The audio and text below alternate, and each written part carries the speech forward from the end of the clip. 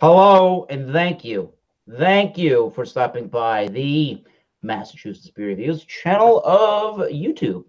This is Thomas Meadow 75, and this is your Massachusetts Beer Reviews on a glorious, I guess it's mid 60s here in Massachusetts. We have Avery Brewing Company beers to discuss. Avery Brewing Company is out of Boulder, Colorado, for those that don't know. Again, Thomas Mile 75, Massachusetts Beer Reviews, as joined once again by Michael Komaroff, Brooklyn, New York, and William Kepley Hello, from everybody. North Carolina. Where everybody else is, the world may never know, but we are going to review these beers. Anyways, hopefully you enjoy the examination. For myself, I have a beer. Michael Komaroff and I have a beer in the Avery Brewing Company's line of beers called the Holy Trinity of Ales, which obviously one can guess are very religious in theme.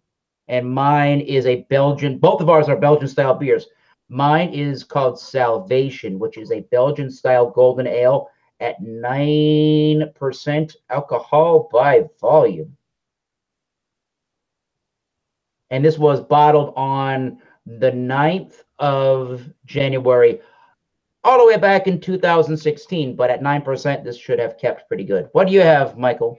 Mine is called The Reverend. It's from that same series, and it's a 10% quad, and it was brewed on February 5th of this year.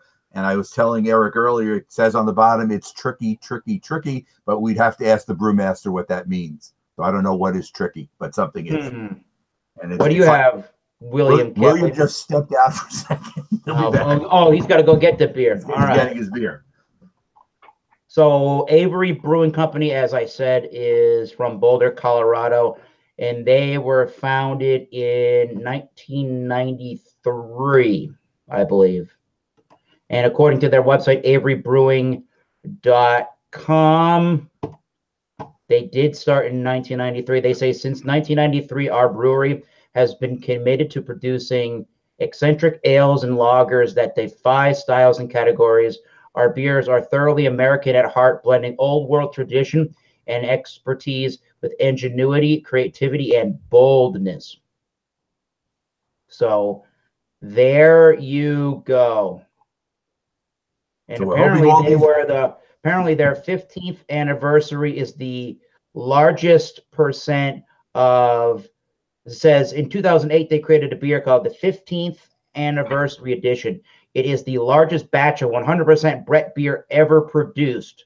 So I guess that's kind of a claim to fame of theirs. There you go. They do a lot of barrel-aged beers, a lot of small 12-ounce bottles of beers, as well as the big bombers and 12-ounce cans and bottles. But they really do these 12-ounce, really high alcohol, really big barrel-aged beers. You can spend like $15, $16, $17, $18 on just a 12-ounce bottle of beer. They're great beers, and I've had them once or twice in my life, but you can spend anywhere from like your typical $9.99 for a craft six-pack all the way to, $16, $17, $18 for a little 12-ounce bottle of beer, and everything in between. So if you like craft beer, in my opinion, that's going into the examination, I feel like there's a lot of different things that you can probably find that you would like about Avery. What is your thoughts going into the review about Avery beers, Michael Komaroff? I would echo what you said about the more expensive 12-ounce bottles, which if you read on the side, they talk about how they're limited release and small batches, but it reaches a point where you have to moderate your cost with what you're willing to pay. And for me, even if it's 16, 17, 18% alcohol as well, you're still, no matter what the ingredients are, you still have to decide, and you can find comparable things in other companies that are equally good for a lot less money. So I steer away from that more expensive line myself. I've had a few like you have, but I don't look to, I can think of a few of them. One's called Tweak. They have others. There's a bunch of them. There's your bottle. Is it a 22-ounce bomber? It says it's a pint, 6 fluid ounces, so that's got to be 22. Okay, so that's. And I'm going to pour the Belgian style golden ale into this Saint Bernardus goblet. What are your experiences, if any, with the Avery Brewing Company beers? There, William Kepley. Well, the beer I have tonight is yes, White Rascal. That's their Belgian wheat beer, correct? Right. It says devilishly delicious. So I guess we'll find out. What's the alcohol? What's the alcohol, William? 5.6. Okay, so it's a little bit more than a session, but it's in that range. The IBUs aren't listed on the website. Rate Beer says 22. Another site says 10. So if you divide those, you get 16. But regardless, this is a style of this beer. The IBUs are going to be on the low end of the scale. I'll just put low IBUs. Right. I think these are not hoppy beers, so it's not too relevant actually. But brewed, this one is canned on February the 27th of 2018. It also has a little phrase underneath. It says orange and spice and everything nice. So I guess orange and spice for the wheat beer. So I guess that fits in with the overall theme. So I guess, Eric, these little things are on the bottom of all their cans where they put little quotes of some kind. Mine's tricky, tricky, tricky. They don't do it on the bottles, I guess. All mine says here is salvation is discovering your passion, purpose, meaning in life. We brew. What about you? Seek and ye shall find. Luscious apricot and peach aromas are delicately interwoven with spicy suggestions of nutmeg and cinnamon in this heavenly, soft, golden treasure. Brewed with Rocky Mountain water, malted barley, imported Belgian specialty malted barley, Belgian candy sugar, hops, and Belgian yeast. Your beer has more of a heavenly theme. Mine goes more towards the nefarious. So I guess you get both ends of it. So that's what I was saying about. That's what I was trying to say about Avery Brewing Company beers. Is that I think they have a beer for almost every kind of a beer drinker, which is kind of cool. Mine says brewed with Rocky Mountain water, malted barley, imported Belgian specialty malted barley, dark Belgian candy sugar, hops, and Belgian yeast, which is similar to yours. I gotta be. My beer, the beer that I have right now, has to be a beer that they no longer brew at this brewery, or they haven't brewed it recently because it's not on the website, and the Untapped website said that this was discontinued by the brewery. But it's 9%, and it's been in the bottle since 2016. It's fine. So that's going to be good. It's fine. But my individual beer, if you want to know a little bit more about the reference to the Reverend is a divinely complex and beautifully layered creation with hints of dark cherries, currants, and molasses, complemented by an underlying spiciness and a sinfully smooth 10% alcohol. Sinfully smooth. All right. That was some advertising exec, I guess. Yeah. I'll show you mine too. There's mine. In the good old shaker pint glass. I have my Red Hook Brewery glass here. Because we were going to do Red Hook, but here we are with Avery. We're doing Avery instead, but I got my Red Hook glass out. We might have slightly more interesting beers, but that's not to knock Red Hook at all. They're good. What do you have? Have you put your beer, your White Rascal, in a glass? How does that look? White Rascal is about to go in the glass. Okay. If I can contain him, you know. He's ready to come out. He's ready to come out. He's ready. I plead the fifth on that. So here is the Reverend on a nice looking camera there. St. Bernardus is not in the glass. I like it, Eric. I like the color of that beer. I really do. It's definitely got some orangey, hazy look to it. A little bit of lemony yellow, kind of orangey look to it. It's definitely more orange in my light. And you can see that 9%. Look at that. Nice alcohol legs. The lacing. And the bottle itself, I mean, should I say head? Little to no head. And as you saw with the bottle, it's not just got something over the bottle making it look like it's hazy. It does have the Belgian yeast, kind of a haze to it. So a little conflicting here for a second. The bottle says bottled on the 9th of January 2016, but when I bought it, I actually thought it was, I don't know if you can read that, from the bottle on the 17th of March. So I'm a little confused what that 317 stands for, but I'm going to go with the bottle on date in 2016. But maybe that's when it was delivered to your liquor store. In other words, it may have sat at Avery for a while before it was shipped out, maybe. Probably. I wouldn't be surprised on that. So beers like this, though, can do well in the bottle, so it should be fine. So that's what I'm getting on the look on that. The smell on the Salvation Belgian style golden. Yeah, Belgian, you would not know this came from the state of Colorado. It smells like directly from Belgium itself. Man, this does have that apricot smell, that orangey smell. A lot of lemoniness to it. Definitely there's a spiciness to it. There's that Belgian funky horse blanket thing. It's not a real funky sour one, but it has that quality to it. A little bit sweet, a little bit of the candied sugar. Like toasty, bready malts to it. Maybe a little bit of a grassy, earthy thing to it. Some spicy notes, obviously. And if it makes any sense, I don't know how to describe this, and usually I don't, but it kind of smells like it's going to be a refreshing beer. It smells like clean water. Yeah, it smells good. How about William Kepley? He's already drinking the beer. Explain us this. Explain us your beer. You got color, aroma, smell, taste. Go for it.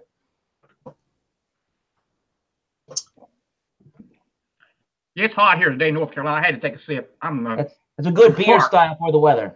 I am parched. A lemony, hazy lemony appearance with a pretty nice soapy white head.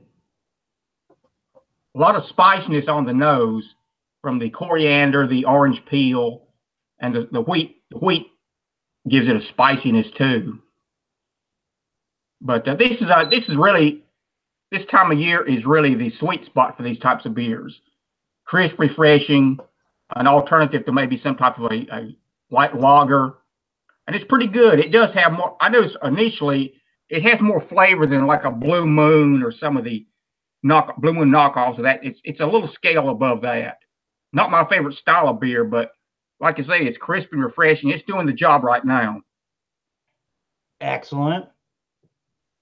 Let's go right over to Michael Kormaroff and the Reverend from the Holy Trinity of Ales. Avery. I first gave you the look. You see the head is still there, but it's declining, but it's still nice. And it also has that nice alcohol leg way it's holding on the top, and you're getting the lacing and it's coming back. Let me give you a little nose. Well, you're getting the cherries. You're getting a little banana and some molasses sweetness in the nose. Spices as well in the nose. Maybe a little bit of the Belgian yeast as well. It's a very enchanting nose. I really like it. All right. First sip. Cheers. Michael Kormaroff, cheers. William Kepley, he's been drinking. Cheers. Cheers. He's been enjoying, not just drinking. Mine's nice. Describe that to us, that Belgian quad for us. Okay, it follows the nose. You're getting the combination of the sweetness and the taste with the cherries and the bananas together. It's similar to other Belgian beers I've had, but to me it tastes more like a Belgian dark ale than it does a quad. They're calling it a quad, but to me it tastes more like a Belgian dark ale. And what do you mean by and how do you differentiate the difference between the two? Well, it seems like it's the sweetness that's there. You might not get in a quad. I guess you could have it in a quad. I know it's kind of like it's off. It's not as substantial as a quad. Quad might be more substantial. Look who's here, Ronald J. Terrio, Louisiana. Hey, Jay. Hello. But I do like it. It's very nice. what other notes are you picking up in the beer? I'm picking up. I'm getting the Belgian yeast. I'm getting the candy sugar in it. It's sweet. It's not cloying sweetness, but there is definite sweetness. It's very nice. You can't taste the 10% at all. Oh, so it's dangerous. Dangerous beer right there. But it's nice. I really like it. Again, joining us from Louisiana is Jay Terry at Louisiana Beer Reviews. Does Louisiana Beer Reviews have a beverage to consume while joining us this evening? Yes, but unfortunately, I could not find Avery, and you had been talking about it for 2 weeks. And he's drinking something, folks. What are you drinking this evening? Sipping on 10 High. Whiskey. 10 High bourbon whiskey. I introduced, I think, in 1935. Yeah, I remember back about 2 years ago, they introduced Avery, and I believe they had a famous IPA, right? Yes. And a couple of other items, and they were very They were very good. I'm sorry to say. I meant to say they're very good. I tried them, and I said I don't know much about Avery, and then I found they were owned by Green Flash. They didn't seem to really catch on, and I wasn't paying attention. And then when you mentioned it, I thought about it, and I said, I haven't seen it around. It seemed like it just was here today, going tomorrow. So I started kind of looking around when I was shopping the last 2 weeks, but there was no evidence of Avery. So I don't think it's too strange, because what happened was Green Flash went downhill, and they're basically quasi or mostly out of business, and they cut back their production. They closed down their East Coast facility, which was basically an aborted opening, and they took Louisiana off of their distribution list. So the prognosis for the patient is not promising, I have to say. Yes. So, but I just wanted to jump in and say I'm not trying to dodge the hangout. I just can't get it. Well, that's unfortunate, because it's. Otherwise, I'd be part of it. And that's unfortunate. I appreciate you inviting me, but I want to say hello to William. How you doing? Hello to Eric. Hello to Michael. And Michael, I did, for the most part, take your advice about what. And okay. So because I looked at his review, and it's like somebody who's gone completely the other way. And if that's how it is, that's how it is. Right. I mean, that's how it is. But I just wanted people to know that I don't like people lying to me. That's all about it. Okay. I'm with you on that, 100%. This beer, once again, is the Avery Brewing Company's Salvation. Again, 9% Belgian Golden Ale from the Holy Trinity of Ale series, to match with Michael Komarov's The Reverend. Eric, they make kind of like archetype beers, like their titles sort of like archetypes, like you're saying, like themes. They're all over the place with so many different styles and kinds of beers that they brew, which is really nice. But the name of the beer is sort of like an archetype, right? What's Definitely. the name of that? Yep. The Salvation. And there are others in this series. I think there are about 5 or 6 in the series beside these 2 that are in the same Trinity series. Well, let's take a sip on camera and let you know what I'm getting out of this beer. So far, the sips that I've had are very similar to its nose. Oh, well, I'm going to get off the video. I just wanted to say I'm sorry I couldn't join it. I think their beers, from my experience, are super high quality, and I have only positive things about it. I'm just discouraged that I can't get it. We're going to do New Belgium Brewing next week, so you can definitely join that, I hope. Yes, there could be some scheduling issues, but I could, obviously, very easily get those. Yep. So. How about Friday on Tyler's for blonde ales or blonde lagers? Are you able to get blondes in Louisiana? Hopefully. I was confused by that, because I don't mean the female blondes. I mean the beers. Sure, you can find blonde females in Louisiana as well, but blonde. Natural blondes could be more blonde.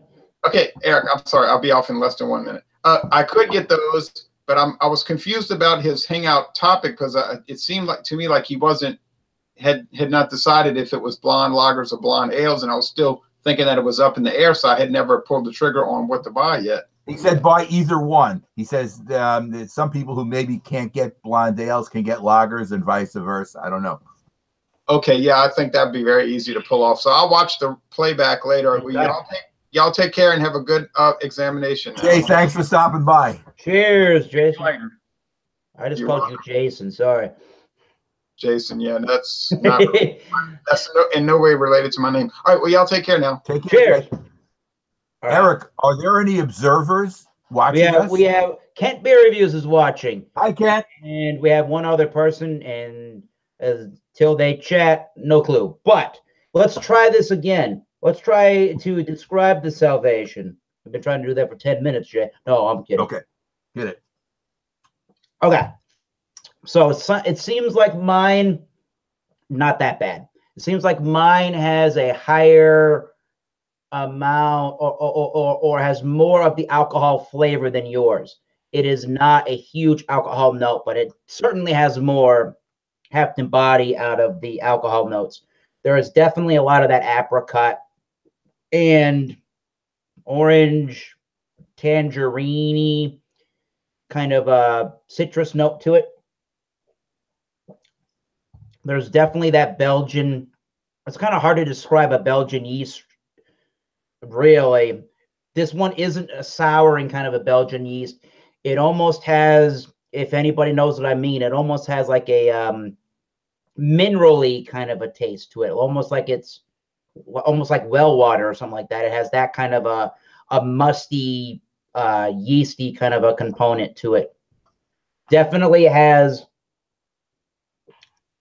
the nutmeg, tiny amounts of cinnamon, almost like in a saison. Sometimes I'm getting a little bit of like a white peppercorn kind of a note to it.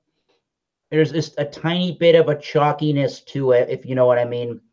But the mouthfeel is, I would say, on the light side of medium, but it's medium. It's extremely, I'll take that back.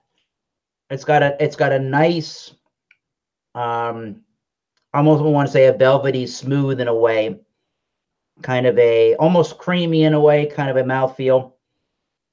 It's very smooth drinking beer. It is pretty dry, and I actually would say for a 9% beer, it is pretty dangerously refreshing. So even a little bit of lemoniness. So if you like Belgian beers, lighter style beers, the bready malts are in there, almost like a Pilsner malt in a way in the taste of the beer. So all these things combine to be a very delightful and interesting beer. It has a little bit of that phenolic alcohol note, not a huge amount, and some of that candy-like sugar that may turn some people away from the beer, but for me, it's not too bad. It's pretty good. This one I'm drinking is unfiltered, and I'm actually tasting. I can feel the particles, almost like a little bit of a sand. It's going down. Interesting. Almost some lacing on the glass too. Has the beer changed any for you after the second tasting glass of the White Trash? No, but have you ever drank a beer that it jogs your memory or like your palate memory, but you just can't quite remember when? And it just hit an epiphany here. This tastes a lot like that lemon and beet beer that I drank recently. Something about maybe the yeast strain or the lemon, the spiciness to it, and all of a sudden that's it. It was that lemon and beet New Sarm beer that I drank a few weeks ago on Hangout. This is remarkably similar to that. Is it the citrus that's similar, or is it the style? It has to be the citrus part, the spiciness, the coriander, everything together in it, because this tastes a lot different than like a Blue Moon or something like that. I'm actually quite enjoying it because it's sort of thrown me for a loop. It was a little bit different than what I was expecting from it. More of an upgrade than I was expecting. Like I said, not the biggest fan of these styles of beers, but this one is quite interesting, really. The fact that I took a first sip, I said, I've tasted this before. Something about this is very, and then it was that lemon and lemon balm and beet hoppy wheat that I drank recently. Huh. Right here's I still have the can up here. Once I reach the drink, I keep them on the shelf here. I remember when you did that. This is remarkably similar, in some of the tasting aspects. So Avery Brewing Company. But New Avery is a company that's sort of like in sports, you have players that are like, they call them tweeners. They're between positions. This Avery Brewing is not technically qualified as a craft beer brewery because they're 30% owned by outside ownership. True. So the Craft Brewing Association does not consider them a craft beer because they're above the 25% cap for outside ownership. Yet they're not lumped in with like your Goose Islands and those that were totally taken over. So they're sort of like in a little island, sort of them, like I said, a betweener. Right. They're in middle ground. They're right. They're between a small forward and a power forward. Right. I got it. I might be getting, I don't know what's going on with my hair. I got to get a haircut or something. I might be getting a little bit of like a honey-like sweetness in this too. It's very interesting. We have Kent Beer Reviews. He's watching. Hello, sir. And we have classic old standby fan watching, Bart Robinson. He says, "Hey, gentlemen, I couldn't find any Avery, but I'm enjoying the new Yingling Golden Pilsner fresh off the truck as I listen to the chat. Cheers." And cheers to you, sir. Let's go to Michael Kormoroff. I have a as you're drinking on this beer, the Reverend, is it changing any? I have some new taste. I have found now a nuttiness in the background, kind of like other Belgian beers I've had have had something similar to this. There's like a nuttiness in the background, but the fruit flavors, the cherries, the bananas are still the star of the show. And there's molasses and the candy sweetness as well carries through the beer. But this is one which is so drinkable, I think you do have to worry about it. If you decide to pick up a can like this and drink it quickly, it could go right to your head because it is 10%. Did you pick up a single of that, or how did you buy that? I bought it at the food co-op for $2.88, which I thought was an okay deal on a 10% 12-ounce can. So for people that don't know, and you could explain it if you wanted to, for people that don't know, besides Wednesdays and Fridays, there's actually 3 days in a row for Michael. Hooray!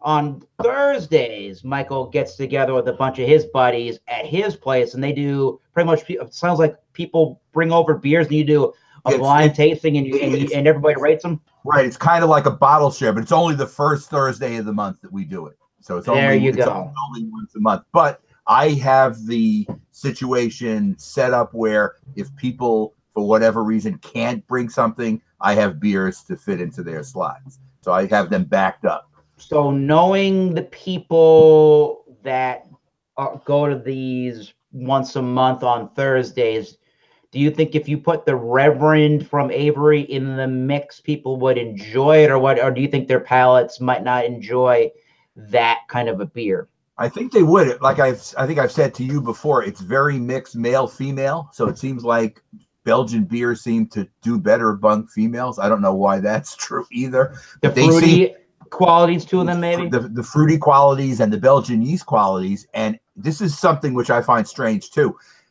A lot of females, it's obviously not everybody, do not like the bitter IPAs, the real bitter ones. I don't know why that is either. I don't think it's a male-female thing only, but it seems that way. So, yeah, go ahead. They like the fruitier ones. You've seen like Citadelic from New Belgium, something like that with a Citra hop base or with fruit in it. They seem to like those better. Again, this is just generalizing. Is it less about now? William Kepley can chime in if he wants. Is that less about? Is that more about having a replacement? I don't know how to describe this, but maybe are we saying that potentially some women that do enjoy fruit forward beers. Maybe they're not as much of a fan of the taste of the other ingredients in beers, or what would you think is the reasoning behind that? It's probably some combination of that, but it seems like that heavy, the IBUs when they start reaching near 100, 90s, 80s, for some reason, and it turns off men too. There are men who don't like that heavy bitterness. I love that heavy bitterness. It's something that I really like. But I have, as you know, from my 6 Point experience lately, and these New England IPAs we've been trying, have been drinking more of the lower IBU ones, and those are good too. So I mean, it's across the board. It doesn't have to be heavily bitter for me to like them. I had to, and you're reading this live, Kent, from Kent's Beer Reviews. I had to unfortunately break the news to Kent's Beer Reviews because he asked the question that unfortunately we have a great addition to the beer community in Michael Komaroff, and he joins a lot of other folks' YouTube channels, but he himself does not have his own YouTube channel. So sorry, Kent Beer Reviews. This is where look on Masters of Beer Reviews. Look on Tyler Mansell's page. Sometimes Jay Terrio. You might see some beer reviews or Louisiana beer reviews. Yeah, you might see Michael Komaroff's beer review talking there. And I've been on Kent's channel before, or his friend before, in the past, so he knows me from there too. Correct. Okay, let's see here. Does William do you have anything to add to that women in beer conversation? The particular orange peel they use in it's called a curacao, a particular orange peel that they use in this, and that may contribute to some of the. But this is really interesting. Like I said, the flavor is not what I anticipated. It's pretty good actually, and it would encourage me to try some more of the Avery beers. I wasn't very familiar with that brewery coming into this, but I did a little reading about them, and definitely I want to try some of their other varieties. I saw a Hog Heaven, a double IPA. I would have gotten it, but the code date on it was not as it's pretty old, and for an IPA, that's pretty questionable. Yeah, I mean, if it's another style of beer, I might have accepted it, but for an IPA, I like it to be well within that window of freshness. Sure. Because these beers are a little bit more pricey than some of the other ones, so I like to get my bang for the buck. But I hope I'll keep my eye out when they get a new shipment of those, and I like to try it and a few of their other ones too. I'm looking at the top of the can, Eric. They're trying to be funny here from the Trinity series. They say not just for Sundays. Well, mine says devilish to delicious, so they're sort of playing both sides of the morality play. Right. But the one you make your beer with the banana note in it, in some styles that would be considered off-putting or an off flavor. But I think because the style that you have is probably a product of their yeast strain, so it's still within the flavor profile for those beers. Yeah, I wanted to mention the yeast strain. That could I wanted to mention it for William, which is that could be really a potential reasoning, I think, as to why you might find that particular beer that you're drinking this evening interesting and one that you might like, because even though a beer like a Blue Moon or a Shock Top are technically Belgian style wit beers, I don't really know how authentic of a yeast strain, of a Belgian yeast strain they're using in those style of beers. So the addition of that yeast strain in that White Rascal Belgian white ale might be contributing a great deal to the flavors and really making it stand out when compared to I don't want to say lesser or inferior beers, but when compared to Blue Moons and Shock Top style. It's definitely different. I will say it's different. And to me, I like different because I'm expecting maybe a slightly amped up Blue Moon. Yeah. And that's not what I got. So I'm pleasantly surprised. And I wanted to ask Michael Komaroff about this, about the yeast strain, because when it comes to Belgian beers, you can get on the sour end of beers. Well, actually, I guess 3, right? You can get on the sour end of beers, You can do like the Pilsner and the white ale kind of a thing. And then you get to kind of where we are, right, Michael Komaroff, where they're in that Trappist style, where they're higher ABV beers, and they're like darker beers sometimes too, and they have more of that candied, sugary note to it, and more spices to it. But they're obviously using a different kind of a Belgian yeast strain that's not the tart sour kind. How would you explain the yeast component to the Belgian Quad Reverend that you're drinking? Well, I think it's similar to yours in that it combines that candied sugar component together and gives it sweetness. But I mentioned this before, it's not cloying. If it was cloying, it would make the beer not as tasty as it is. But what do you think that the yeast strain is doing in your particular beer? I think it's combining in a way to make the different fruit components come together better. Mm-hmm. In mine. Now yours don't have the same fruit components. Yours are different, but it's in your case doing a similar thing. For me and a lot of Belgian darker beers or higher ABV beers, the ones that aren't so soured, I almost get like a minerally kind of, almost, I don't want to say like a well water, but almost that kind of a component to it. And like I said earlier, kind of like a musty almost component out of that yeast strain, which, like I say, it is vastly different than trying to use a more tart, souring kind of a yeast like a lactobacillus to introduce funky, wild, natural fermentation flavors like that. These ones, I'm not saying that monks wouldn't brew sours, but you typically see these very controlled, more what am I trying to say? More consistent styles of beers, like I said, golden ales, dark, like you were talking about, Belgian dark ales, quads, triples, doubles. Even some singles that are at the higher end in the 6.5 category would probably fit in as well.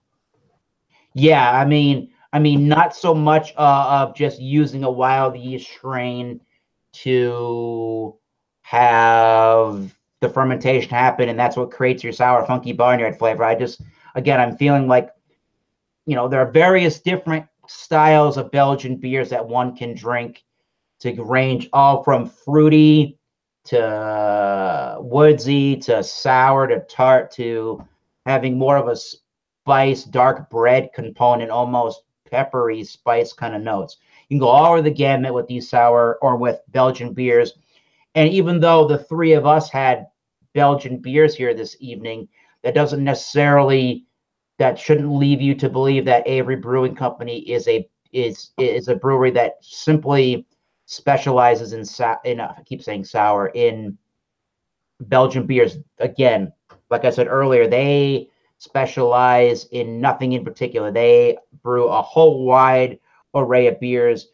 If you really like IPAs, they got you covered. Belgian beers, barrel-aged beers, brown ales, stouts, especially imperial stouts. They have a wide range for you to choose from. Yeah, they have a very diverse portfolio. I looked on their website, so there's something probably there for about everybody. Like they're not honing in on any one particular style and trying to perfect that. They seem like they're trying to cover all their bases, and seem like that they're doing a pretty good job of it, just based on what your impressions are and what I'm getting from this one. Yeah. Go ahead. Eric, I was going to say, between your beers and mine from the series and William Kepley's, I think yours and mine are more sipper type beers because of the higher alcohol. Yep. Williams is more one you can drink more quickly because it's crisp and refreshing, and when it's warm out, it goes well. This is something you could sit back and mull over for a little while. But at 5%, this one gives you a little bit more heft or substance, which I like. It's not, quote unquote, a lightweight beer in that sense for this style. And I like that, the fact that it does have a little bit more substance, the fact it's crisp, refreshing, satisfying, but yet, the flavor and the mouthfeel, the substance to it is enjoyable too. So I think that's why I'm probably liking this more than I anticipated I would. What kind of a rating would you give the White Rascal at the end of the day? The Rascal is on a scale of 5, I probably would give this a 3.75 overall. That's a nice rating. 4, but I think that would be pretty much in the 3.75 that's a good rating. 3.75, which is probably a half to 3/4 of a point more than I probably would have anticipated going in. So I'm glad I didn't have any preconceived notions about it, because like I said, that to me is the enjoyment of this, is trying different. I probably wouldn't have picked up this beer with the thousands of beers available like at a Total Wine store. I probably wouldn't have went for it. But now I've tried it and I say, well, that's pretty interesting. So that's all the fun of the whole project for me as far as the beer drinking goes. But if I had a 3.75 out of 5 dinner at Church's Fried Chicken, I wouldn't be. No, we're not going there, everybody. I want this to be a church-free, chicken-free zone. You know, we're drinking a holy trinity of beers. No, last week we had a little bit of our good buddy, and we spoke to him about that. We had a little bit of our buddy, as you saw last week, Jay Terriot, trying to ask everybody about their ratings, and hopefully not making people feel like, with all the questions on ratings, that that people aren't free to rate as they will and explain that rating. So good on William to explain a 3.75 out of 5. You're just picking 55% bad and still finger licking good. That is the Avery White Rascal, baby, with the White Devil on the can. So I'll let the guests go first. Michael Kormaroff, how are you feeling at the end of the day about the Reverend? Where are you sitting on a rating? I'm going to give it a 92. Okay. I really like it, but I'm still going by my theory that it's not a true quad. It's more of a dark brown ale to me. Brown ale, more of a brown ale. Dark brown ale than a quad. But it's a good beer. So 92 is an A in my book. So that's where I'm putting it.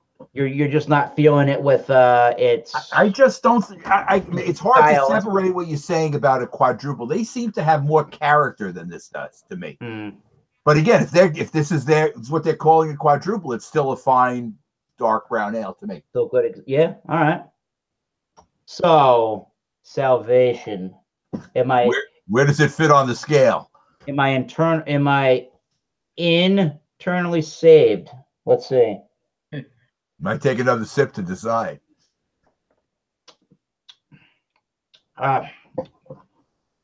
Yeah. This glass has great lacing. Again, Belgian yeast. This particular one, it's got at the end, and unfiltered beers, if people don't know, definitely have more country. That's from the yeast strain in the beer. It's definitely more concentrated in flavor with that unfilteredness to it. It's definitely got a lot of musty, earthy, mineraliness to that. So for me, it's not the most crisp, clean, refreshing Belgian Golden. I would definitely go for, what's it called, Duvel or Double, however you pronounce it. That would be the one to go for if you want a 8% higher ABV beer and it tastes just like a Pilsner. Dangerous stuff.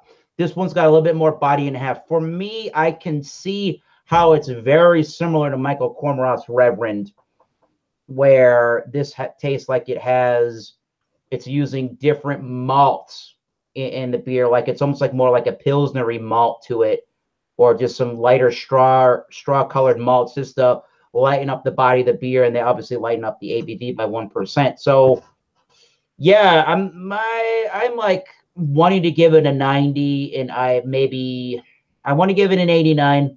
I want to give it a 90. What should I do about that rating, Michael? How about 89.5? Sure. There we go. So like, I want this thing to not. Is that an A-? Yeah, why not? Why not? Right? Yeah, write it down. A-, 89.5. I'm like between it's knocking my socks off and it's very, very good. When you get to these higher ABV of beers and they drink the way that they do, which is very nice, then you got something going on that's very, very nice.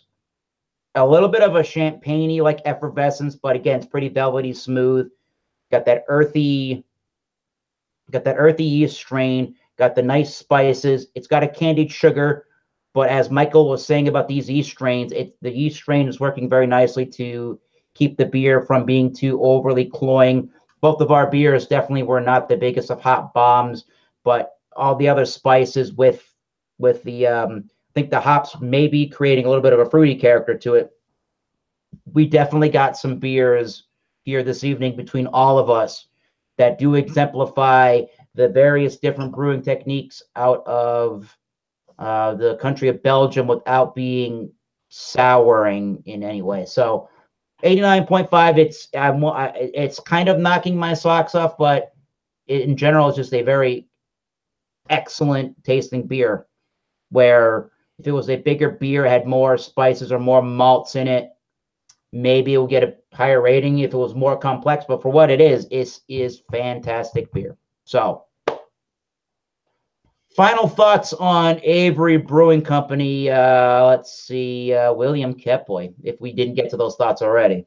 Like I said, coming into this, I didn't know very much about this brewery, but based on just this one example here, like I said, it piqued my curiosity to try some more of their beers, which I think I will seek out. Of course, there were half a dozen just lined up, different styles, and so I definitely want to check out. And you mentioned about although I think your examples too lack maybe some hop bitterness, but the spiciness helps make up for the gap there. I think some. Yes. I was getting a little bit of pepperiness in mine, and that spiciness of these style beers sort of it provides an alternative to like a resiny or dank hop bitterness. So it sort of makes it interesting too. And for someone who doesn't like really quote unquote bitter beers, this might be a nice alternative. The fact that you're not getting that lingering bitterness at the end of the sip, I think, which a lot of people don't like. They like a dry finish. I like a beer if it's hoppy. I like that lingering bitterness. I mean, I've had some beers that 25 minutes later, when you finish it, you could still pick up bitterness. Yeah. But some people like it, to be done with the sip and move on to the next one. And I think these beers here might sort of fill that gap for some people. Excellent. Final thoughts, comments, Michael Kormaroff. I guess what I'd like to say, it was very interesting considering what we mentioned before about the wide variety in their portfolio, that all three of us would come up with a Belgian style from their portfolio, which shows you that that's one end of it that we did hit on pretty solidly, which is good. But they do make other beers which are substantially good as well. And I don't think you can go wrong with an Avery beer. I think they're all very good. I've never had a bad one. Now, I've had an overpriced one, but I've never had a bad